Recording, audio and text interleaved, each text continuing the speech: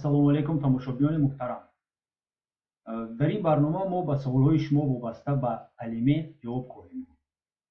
яъне ба саволҳои алимент чист, кӣ бояд алимент спорад, кӣ ҳуқуқи гирифтани алиментро дорад, тарзи ҳисоби пардохти алимент, ҳаҷми алимент, аз кадом ҳисоб алимент ситонида мешавад, асосҳои паст ё зиёд кардани андозаи алимент ва қарзи пардохти алиментӣ ва оқибатҳои он суҳбат хоҳем кард. инак саволи якум: алимент чист? тибқи кодекси ҷумҳурии Тоҷикистон, алимент ин маблағе мебошад ки волидайн барои таъминоти фарзандони ноболиғи худ, инчунин дигар аъзони оила ба хешовандони ғайри қобили меҳнат ва ноболиғ бояд супоранд.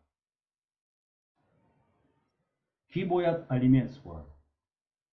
тибқи қонунгузории ҷумҳурии Тоҷикистон, вазифаи пардохти алимент барои фарзанд ба волидайне ки ихтиёран ӯро таъмин намекунад вогузор карда шудааст. дар дигар ҳолатҳо чунин ӯҳдадорӣ ба яке аз волидайни қобили кор ва ё собиқ ҳамсар вогузор карда мешавад.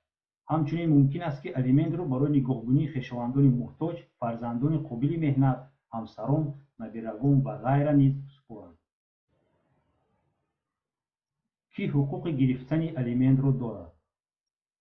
дар қонунгузории Тоҷикистон категорияи шаҳрвандоне ки барои алимент гирифтан ҳуқуқ доранд муқаррар карда шудааст ва инҳо мебошанд: фарзандони ноболиғ ки волидайн нисбати онҳо ӯҳдадории нигоҳбонии онҳоро иҷро намекунанд, кӯдакони маъюби болиғ, ҳамсари маъюби ғайри қобили меҳнат, зан ҳангоми муомиладорӣ, инчунин дар давоми 3 сол аз таваллуди кӯдаки умумӣ, ҳамсаре ки кӯдаки маъюби умумӣ ноболиғро нигоҳ мекунад ё маъюби гурӯҳи 1 аз кӯдакӣ баъд аз 18 соларо парастдорӣ мекунад, ҳамсари собиқ ки ба кӯдаки маъюби умумӣ то 18 сола нигоҳбинӣ мекунад ва баъд аз он барои кӯдаки маъюби гурӯҳи 1, ҳамсари собиқи маъюб ки қобили кории худро пеш аз қатъ кардани ақди никоҳ аз даст додааст ё дар тӯли 1 сол пас аз ин лаҳза, ҳамсаре ки дар давоми 5 соли баъди ба охир расидани издивоҷ нафақапур шудааст ва ба дастгирии моддӣ ниёз дорад,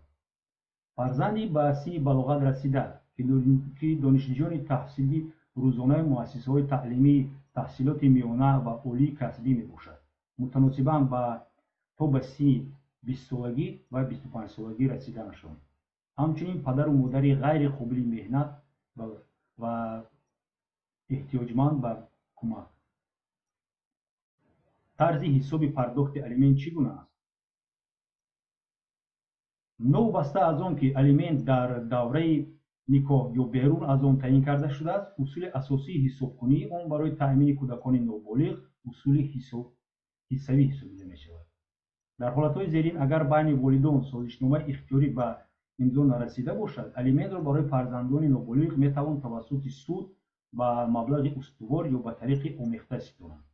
яъне ҳангоми волидайне ки ӯҳдадории дастгирии фарзандро доранд, даромади номунтазам ё тағйирёбанда дорад, алиментдиҳанда даромадро дар шакли асл ё асъори хориҷӣ мегирад. пардохткунандаи алимент даромади расмӣ надорад. таъин кардани пардохтҳо ба даромади волидайн душвор аст ё манфиатҳои ноболиғро вайрон мекунад. аммо дар ҳолатҳое ки алимент ба аъзоёни калонсоли эҳтиёҷманди оила, фарзандони маъюб, ҳамсар, волидон ва ғайра таъин карда мешавад, қонун бевосита муқаррар мекунад ки андозаи онҳо ба маблағи устувор муайян карда шавад.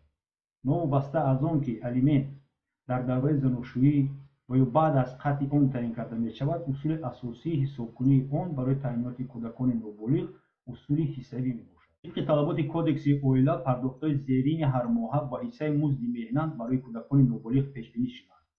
яъне 25% аз ҳиссаи музди меҳнат барои таъмини 1 фарзанд, 33% барои таъмини 2 фарзанд, 50% барои 3 ё бештар аз он.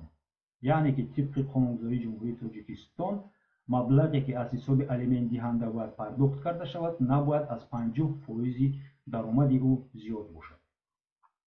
саволи панҷум: ҳаҷми алимент. яке аз масъалаҳои муҳим ҳангоми ситонидани алимент ин муайян кардани андозаи он мебошад, чун қоида дар ин ҳолат бархурди манфиатҳои волидон, пардохткунанда ва қабулкунандаи алимент ба вуҷуд меояд. тибқи қоида ҳаҷми маблағҳо бояд дар сатҳи таъминоти кӯдак бо назардошти иҷрои муқаррарии ҳарду волидон аз уҳдаи вазифаҳояшон камтар набошад. аммо дар айни замон кӯдак бояд дар сатҳи на камтар аз меъёрҳои ҳадди аққали муқарраркардаи давлат, яъне ҳадди аққали рӯзгор барои ноболиғон таъмин карда шавад. агар волидайн бо ҳамдигар шартнома банданд, саволи ба миён намеояд. дар ин ҳолат чизи асосӣ он аст ки пардохтҳое ки онҳо мувофиқа карданд на камтар аз оне ки қонун пешбинӣ кардааст бояд бошад. аммо суд дар бораи таъин кардани андозҳо дар асоси вазъи молиявии худи кӯдак ва ҳарду волидайн қарори худро қабул мекунад. ғайр аз он вазъи оилавии ҷонибҳо ва дигар ҳолатҳое ки барои таъмини ҳуқуқи кӯдак дахл дорад бо назар гирифта мешавад. бо назардошти он ки хароҷоти кӯдакро бояд ҳарду волид дар ҳиссаи баробар бардоранд, судяҳо моводҳои парвандаро меомӯзанд то қобилияти онҳо ва ниёзҳои фарзандро муайян кунанд.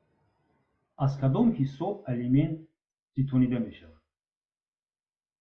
алимент ба андозаи муқаррарнамудаи созишномаи пардохти алимент ё ҳалномаи суд, инчунин қарзи пардохти алимент аз ҳисоби музди меҳнат ва ё даромади дигари алиментдиҳанда ситонида мешавад. вале дар сурати кам будани музди меҳнат ва ё даромади дигар, алимент аз ҳисоби маблағи алиментдиҳанда ки дар ҳисобномаҳояш дар бонкҳо ё муассисаҳои дигари кредитӣ мебошанд, инчунин аз маблағҳо тибқи қарордод дар ташкилотҳои тиҷоративу ғайритиҷоратӣ гузошта шудан ситонидан мумкин аст, ба ғайр аз он қарордодҳое ки боиси гузаштани ҳуқуқи молия мегарданд. дар сурати нокифоя будани ин маблағ, алимент аз ҳисоби ҳама гуна молу мулки алиментдиҳанда ки мувофиқи қонун аз ҳисоби он маблағ ситонидан мумкин аст, ситонида бояд шавад. асосҳои паст ва ё зиёд намудани андозаи алимент. агар ҳангоми набудани созишнома тарафҳо оид ба пардохти алимент баъди тибқи тартиби судӣ муқаррар намудани андозаи алимент вазъи моддӣ ва ё оилавии алиментдиҳанда ё алиментгиранда тағйир ёбад, суд ҳуқуқ дорад бо талаби ҳар яки онҳо андозаи муқаррарнамудаи алиментро кам кунад ё алиментдиҳандаро умуман аз додани он озод намояд. ҳангоми тағйир додани андозаи алимент ё озод кардан аз додани алимент, суд метавонад инчунин ҳар гуна манфиатҳои дигари қобили таваҷҷӯҳи тарафҳоро низ ба инобат гирад. агар муқаррар гардад ки шахси ба балоғатрасидаи қобили амал нисбати шахси барои додани алимент ӯҳдадоршуда қасдан ҷиноят содир кардааст ё ҳангоми рафтори ношоистаи аъзои болиғи қобили амал дар оила, суд метавонад ситонидани алиментро барои шахси болиғи қобили амал рад намояд. қарзи пардохти алиментӣ ва уқубатҳои он. ҳангоми ба миён омадани қарз ба гуноҳи шахсе ки ӯҳдадор аст тибқи созишномаи пардохти алимент супорад, шахси гунаҳгор мувофиқи тартиби пешбинӣ намудаи ҳамин созишнома ҷавобгар мебошад. ҳангоми ба миён омадани қарз ба гуноҳи шахсе ки тибқи ҳалномаи судӣ бояд алимент супорад, шахси гунаҳгор ба алиментгиранда аз маблағи напардохтаи алимент барои ҳар рӯзи гузаронидашуда дар ҳаҷми 0,1% ҷаримаи аҳдшиканӣ месупорад. алиментдиҳанда инчунин ҳуқуқ дорад аз гунаҳгоре ки ба пардохти алимент ӯҳдадор аст, барои сари вақт напардохтани алимент тамоми зараре ки вобаста ба сари вақт анҷом надодани ӯҳдадориҳои пардохти алимент дар қисми ҷаримаи аҳдшиканӣ расонида шудааст, маблағ ситонад. инчунин тибқи талаботи моддаи 177 кодекси ҷиноятии ҷумҳурии Тоҷикистон барои бадқасдона саркашӣ намудани падару модар аз таъминоти фарзандон ҷавобгарии ҷиноятӣ пешбинӣ намудааст, ки қисми якуми ин модда ҷазоро дар корҳои ҳатмӣ ба муҳлати аз 120 то 180 соат ё бо корҳои ислоҳӣ ба муҳлати 2 сол ё бо маҳрум сохтан аз озодӣ ба муҳлати ҳамин 2 сол пешбинӣ намудааст. қисми дуюми ҳамин модда 177 агар ҳамин кирдорҳо аз тарафи шахси алимент супоранда такроран содир шуда бошанд, ҷазоро бо маҳрум сохтан аз озодӣ ба муҳлати то 3 сол муайян кардааст. тамошобинони гиромӣ, албатта ин тамоми ҳама паҳлӯҳои масъалаҳои алиментиро ин баромади мо ба назар нагирифтааст ва чунки имконияти дар як баромад дар бораи тамоми паҳлӯҳои ин масъала гуфтан ғайриимкон аст. барои ҳамин агар шумо саволҳое дошта бошед вобаста вобаста ба ин 8 саволи мо ё дигар саволҳои мо шумо метавонед дар зери ҳамин навори мо саволҳои худро гузоред ё ин ки ба рақамҳои мо ба тариқи шабакаҳои иҷтимоӣ занг занед. мо ба шумо маслиҳатҳо ва тамоми маълумотро оиди он саволҳои додаи шумо медиҳем. ин буд он чизе ки мехостем ба шумо расонем. То бозидид.